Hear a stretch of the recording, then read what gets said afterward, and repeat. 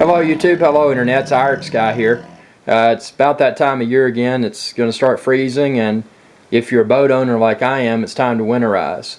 Now, this is the first winter for my boat. I've got a Bayliner 185 bow rider, but I'm assuming that the same procedure would apply to most boats similar to mine. So what I did some research on the internet. Well, actually I called local maintenance places first and found out that the price to have a boat winterized is ridiculous. It's several $100s, a few $100s rather, and I didn't want to do that. So what I did after performing research, I found out everything that was needed, and I even found a gadget that makes it easier to do, and it seems to be a great gadget. But let's go through the process.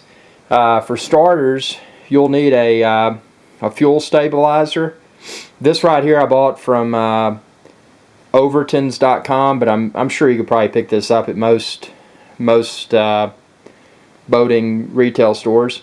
And basically you just put this in your fuel tank, and there's some information on the internet as far as how much should be used per size of tank, and you can find that on your own. From what I researched, it looks like I'll probably use about half of this bottle for this winterization. Now that's one of the first steps. Now there's another step in the process that we'll get to in a minute. So I'm going to put this aside and we'll discuss it in a little bit. What I really wanted to bring out is this thing. It's called I know it sounds cheesy, but it's called Do-It-Yourself Boat Winterizer for inboard-outboard engines. Now it may look gimmicky, but here's what happens. You take this, and this is of course while the engine's running and been warmed up a little bit. This thing right here will sit. It's just a jug, and you'll fill this up with, and you can research on your own, but it's imperative that you do not use automotive antifreeze. It recommends RV or marine antifreeze. So you should be able to pick that up most anywhere. And then this kit just comes with a hose and an on-off valve and the connections you'll need. So essentially what you'll do with this when the engine's warmed up and running is that this tank will be filled with RV or marine antifreeze, and it'll connect to the stern drive, the thing that sticks out the back of your boat with the propeller attached to it.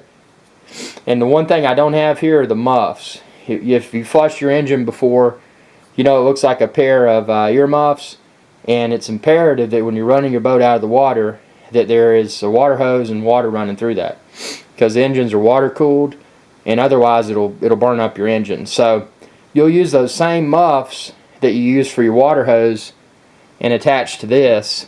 So instead of the water hose going through it, it's going to send the antifreeze through it. And after a few gallons of antifreeze going through your system, I think it recommends about 5 or 6 gallons to completely do it. After you run that through, it's stated that should protect the internals of your engine from freezing and of course cracking. That's the main reason to winterize, even if you're keeping your boat in a garage. I keep my boat in a garage, but it's still recommended that I winterize. So after doing that, all the internals of the engine should be more resistant from freezing. So it should crank right up next boating season when I pull it back out.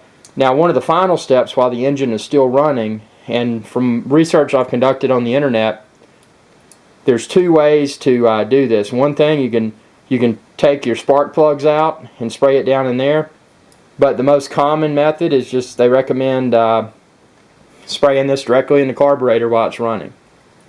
And this is just called an engine store fogging oil. I got this at Overton's, but I'm sure most marine retail stores would have a similar product. So that's my next to final step in the process.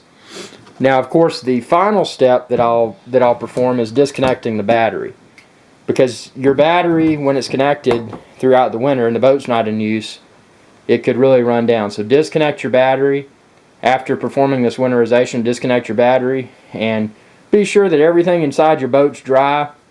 You don't want to store it, just from a cosmetic perspective, you don't want to store it with any moisture in there. But again, I have a Bayliner 185 boat, and I'm assuming this procedure might work for any similar boat. I hope it's of value. If you have any questions, let me know. And actually, I have not performed the winterization yet, but I'll plan to post a follow-up video and let everyone know how it goes. Have a good one, and check out my other videos.